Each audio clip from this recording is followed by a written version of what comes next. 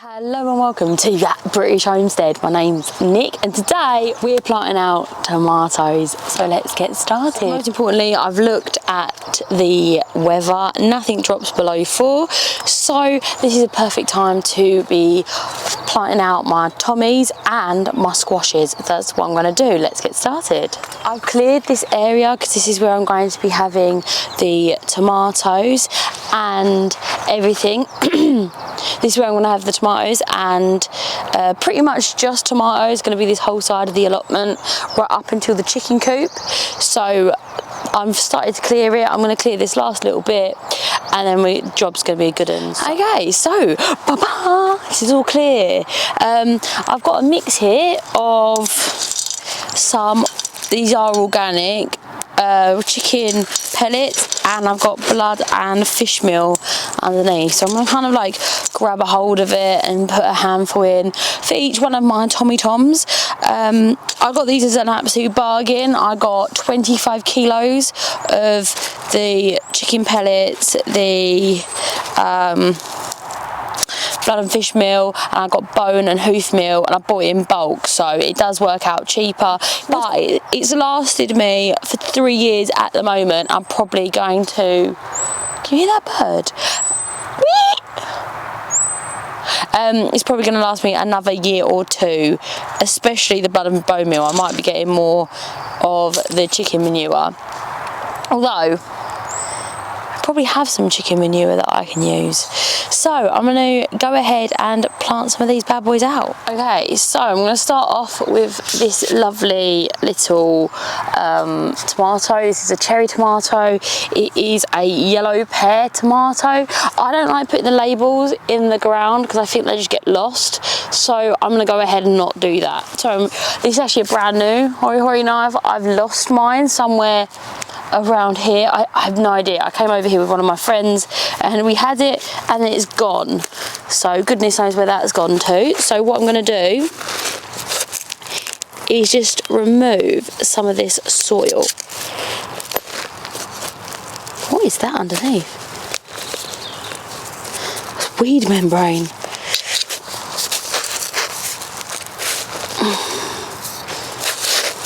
So what you want to do is dig down like a decent way, as you can see. So what I like to do is dig down a certain way, and then I kind of slip him out of his little box there and just double check. Yep, he fits fine. So nice and snug. Put a little handful of the chicken manure in there because we want good leaf growth. And then go ahead and kind of hill him up around. With tomato, all of these little hairs around the tomato there, okay, all of them are going to be little roots, so you can go ahead and remove the bottom leaves. That's absolutely fine, just like that. I like to as well because you don't really want the water to splash the tomato. That's how you get blight, okay? And I know when you get blight, you're going to get blight and there's not very much you can do. You're going to get blight, but it'd be nice if I didn't get it early. Oh, fingers crossed, I don't like saying the B word. Right, so that one's nicely done, look. I'll just heal him up as much as possible, make sure it's nice and put in. The soil is damp, but I'm going to go ahead and water it soon, once I've done. So let's go on to the next one. And on to the next one, on to the next one. So once again, we're just going to be digging a hole.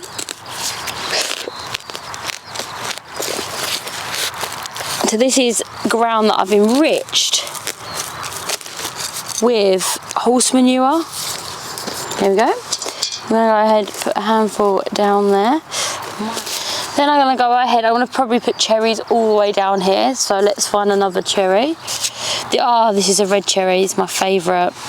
So I'm going to take out the label. There we go. It's a nice healthy looking plant, I think personally. I think it looks fab. Once again, we're going to try to get him deep into the soil, just crush him down, make sure there's no air pockets, and then just kind of put the soil around him. So we will be putting stakes into here, but obviously they don't need them right now, they're only tiny. Okay, next one, these are called balcony cherry tomatoes. So once again, generous handful of that. Go in it goes. So that as the best start in life. Kind of eking it down. They are well watered. I watered them yesterday evening. There we go. I literally can't believe that I am planting out tomatoes. This is madness. And it's a really good day for it because it's overcast. These have been hardened off. I've been taking them in and out for a few hours every day, so they are well hardened off. See this one. This is another cherry. Just removing the little bits off. I like to make sure that they've had a few nights outside in their little pots before I plant them out, so that there's no sort of shock to them. And I like to do it on a weekend that it's not going to be piercing sunshine, because if it's loads and loads of sunshine, then it's most likely that they're going to be super stressed, which we don't want. So these tomatoes are about a foot apart, as you can see,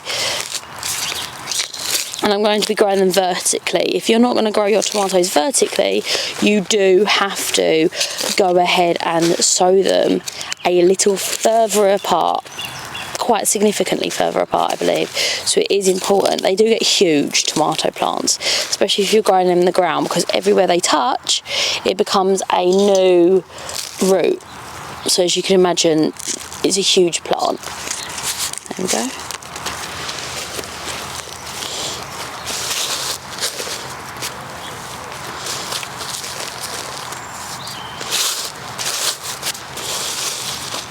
So they should have enough fertiliser and stuff in the soil, but I like to do that just in case. I'm just digging a hole. The biggest worry at the moment is rabbits, of course, and most importantly snails. I'm quite worried about snails. This is a red cherry, so I'm just taking off that. And I'll have no idea until they start producing, and then I'll be able to tell them apart.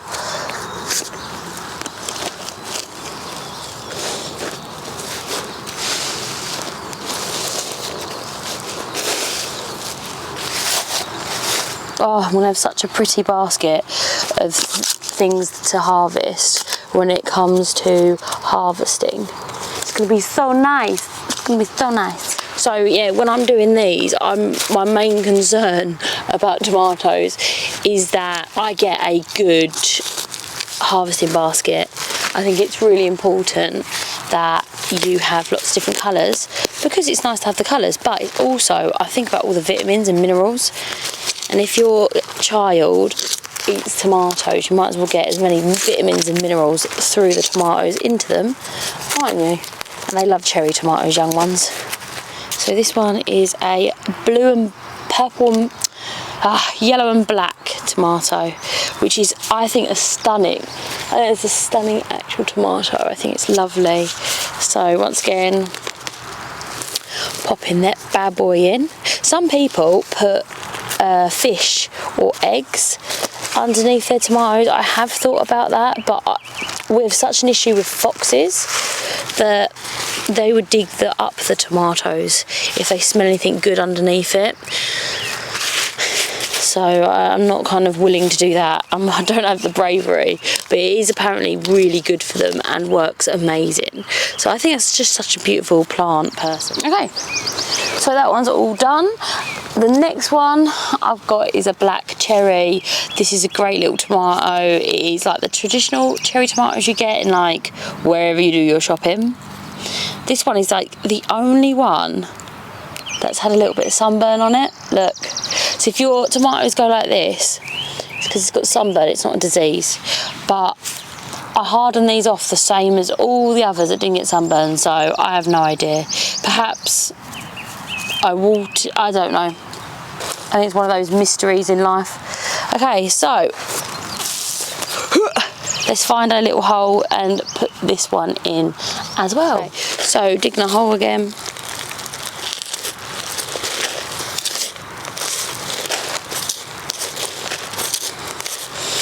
So this is how I have grown tomatoes for years, but I'm not saying it's the best way, I'm saying it is the way I do it. See, look at all this bindweed. Just like as I see it, putting it out, I'm not digging for it. And believe it or not, I am doing no dig, which is funny because you're seeing me literally actively dig a hole, which, yes, okay, that is true. And if the ground wasn't so dim and clay, I would just make a little hole like that. But this is very thick soil, but it is very fertile soil as well. Okay, so all I've done is popped him in, right?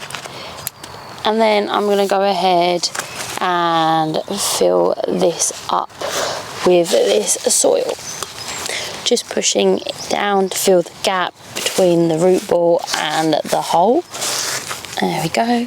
And then a little bit of the sprinkle on top will do. Black cherry, my favourite tomato in the world. Same procedure here. Dig a little hole, dig a little hole, dig a little hole. Dig a little. This structure is already so much better, crumbly. Also, retains water better, which is very exciting, I do know. Ow. Oh, there's a mousy hole. There's a mole hole in here. I've got this mole stuff. It's just neem oil granules. So I'll go ahead and put that in there so that no mousey will come and eat the roots or whatever, goes sniffing around the roots, because they do that sometimes, or mole, whatever it is. And then I just take the label out because I don't really like labels. Oops. There we go. No, I have absolutely no idea what's going on in here, mark my words. Okay, so fact, I'm gonna go ahead and put a little bit more of this neem oil. It doesn't hurt the plant, it's all organic, it's just a foul tasting substance that makes the mousey think twice about numming around our tomato. So yeah, we don't have root hornworms that attack the tomatoes. We don't have to cover them or anything, or pick them off or anything like that. We don't really have very much that eats tomatoes, touch wood, here in the UK. I'm going to say that and I'll probably get loads of damage this year, I hope not. So yeah, that is how I'm doing my tomatoes. This is a mysterious, unlabelled tomato. Who knows what that is? Let's go ahead and put him here though. I know that I've gone like, oh, I'll just remember what this tomato is. We look back and see a video of me saying, yep, I'll just know this tomato. I have no idea. So this is evidence that I have no idea what I'm talking about. No, I won't know until it starts producing. And then I'll have like a good guess if I've grown it before, and if not, a guesstimation knowing what I have grown. For example, there's very little difference between the magic balcony ones and the red cherry. They're pretty much identical. This is quite a lot of cherry tomatoes. Oh, I'm so excited about it. Right, he's not staying, is he? He's gonna go to the chickens, I think. Let's do that now. Let's see if the chickens are up.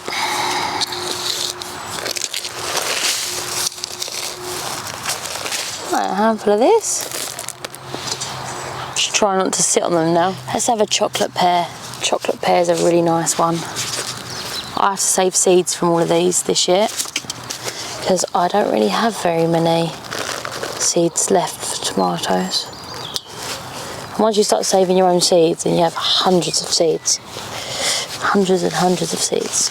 And they're better suited for your environment, so it's win-win. So I'll be doing that this year for all my tomatoes, I think. I literally can't believe how much I've already planted out. It goes so quickly, space goes so quickly. It's funny, isn't it? When you're like planning your garden, you're like, oh my goodness, how am I gonna have so much? Like, what am I gonna fill the garden with? You know? But you can see clearly, within a few strokes of the old hoary knife, you're almost completely, utterly full. I can't believe it. I literally can't believe it. Oh, it's like the best time of year. very exciting. I say that all the time, though, don't I? I'm like constantly saying, oh, this is the best time of the year. No, this is the best time of the year. I just think it's very exciting. Looking forward to harvesting as well, of course. Tomato is going to be the first, cherry tomato is going to be the first harvest. Well, first major storing harvest anyway. And then it'll be the larger tomatoes because they have a longer season. Okay. Oh, we'll do that as well. So that's a red cherry tomato. Just get rid of him as well. And then any of these little clones or suckers, just pull them out. Come on.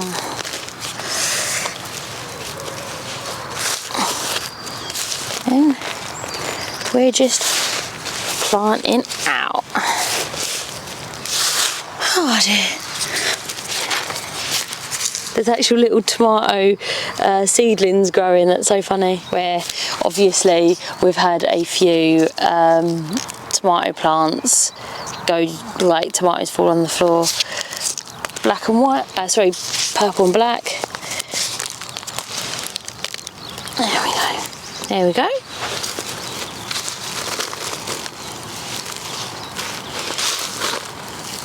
Now the last cherry tomato in this area. Everyone looks very unhappy with life. I don't know why. I think it's because I kind of squished it in the car a little bit. So this one is a black mosaic. A mosaic cherry, red one.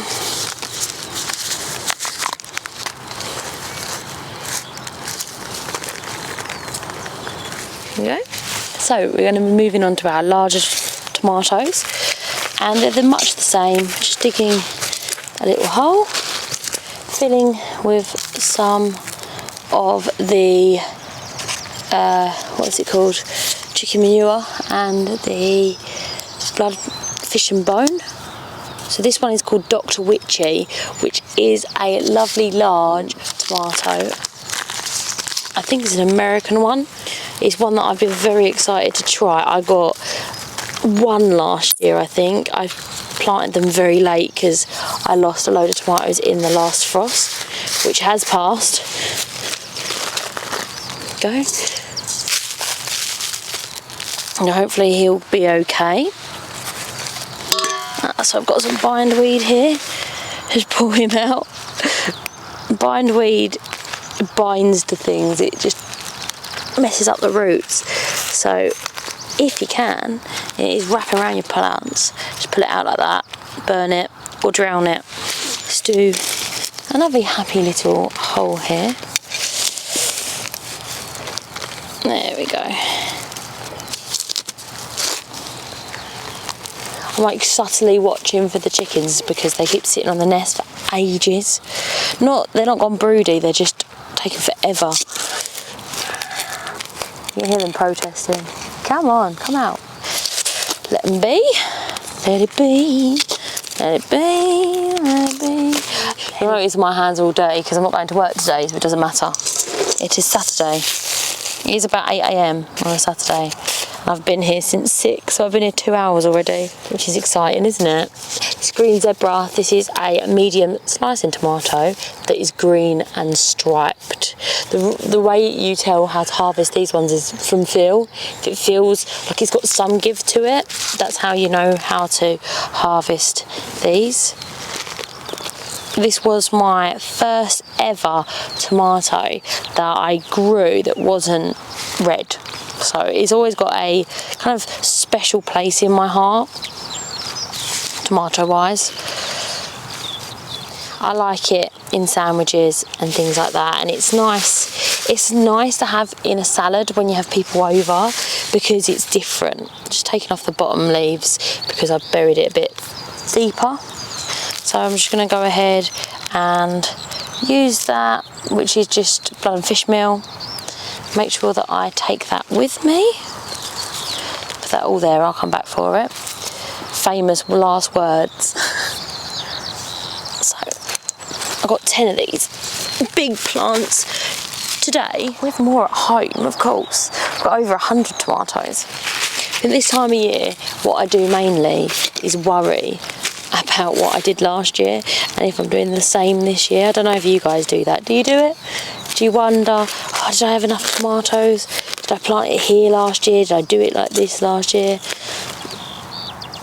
It's not always good to do that, is it? So this one, just taking off the bottom leaves again, is called Asian blush tomato. I like this one, it's pretty.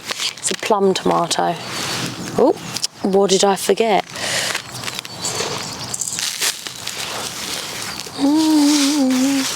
Let it be. Oh, I'm so excited to have these little plastic pots back because I have so much to sow this weekend, and I have to plot up my other tomatoes, which are just a little bit smaller, so I'm excited to have these back. This time of year everything's in full throttle of usage, so yeah, as soon as I get these back they'll be full of plants this afternoon. This one's another Dr. Witchy. I'm really excited about this one. Oh, before I forget, let's pinch off his bottom leaves. Seems a little bit counterproductive, doesn't it, to pull off leaves so it grows better, but it does allow the plant not to be splashed when watering, which really helps with the blight. It's so peaceful here today. I love being here. I've got to come over and sweep this, I think. A great way of seeing if you've got healthy soil is when you're digging a hole in your soil, you should be able to see lots and lots and lots of worms. If you can, then that indicates that you have good soil. I guess that broke off last year. So this is another green zebra. I think we've got 3 of these so far, have we not?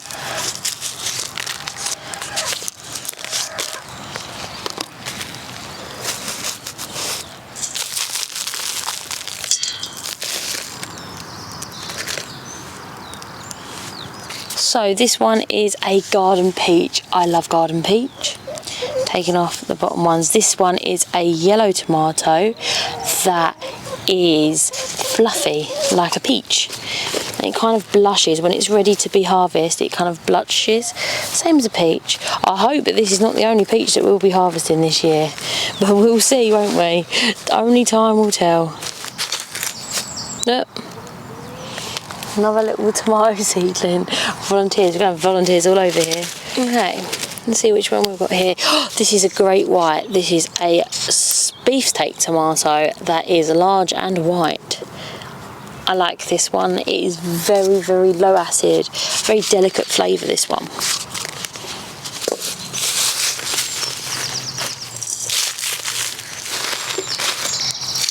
Oh, what have we got now? Mysterious tomato, unlabelled. I think this is a large tomato based on the size of the stem, but who knows? I am literally just waffling, smelling it like it's gonna... No idea. We'll find out, won't we, as soon as we get a harvest off it. It's not got any forms of bloom on it, so I'm assuming here's a cherry. Not a cherry, sorry.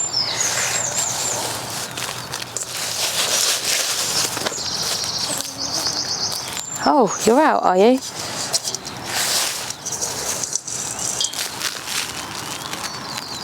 One second, I'm gonna go get me eggs. I've also got a minute. Every other one is green zebra this time around.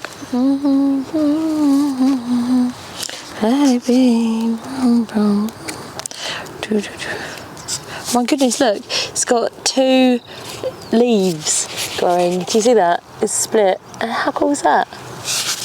It's weird. Well, if they come anyway. Another mystery tomato. Oh no, a Mr. Stripey, which is a red stripy tomato, which you kind of cut up and put into sandwiches. I think they call them salad tomatoes or slicing tomatoes. It's like the typical tomato that you think of when you think, oh, I'm going to buy some tomatoes. That sort of size.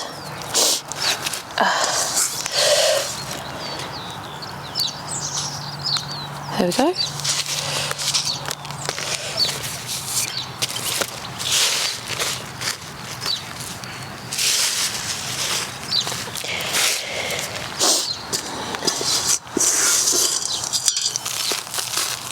tomatoes done. So that is our tomatoes put out for right now. We will have some more tomatoes for later on in the season, probably in a week or two. We're going to go ahead and plant those out. They are currently still under grow lights. They're so tiny. I'll turn the grow lights up so that they have more hours of sunshine, so they grow quicker, and they'll probably be out either next weekend or the weekend after. We're still very early in the season, so I'm not too worried by it. But the next thing I'm going to be doing is planting out some cucumbers. So I'll see you next time, and if you haven't done already, please consider subscribing. Bye bye. Hello, Mr. Worm. Ugh. There you go. Do do do 9 and what's it? Lost my clementine. Oh my goodness, I didn't press record.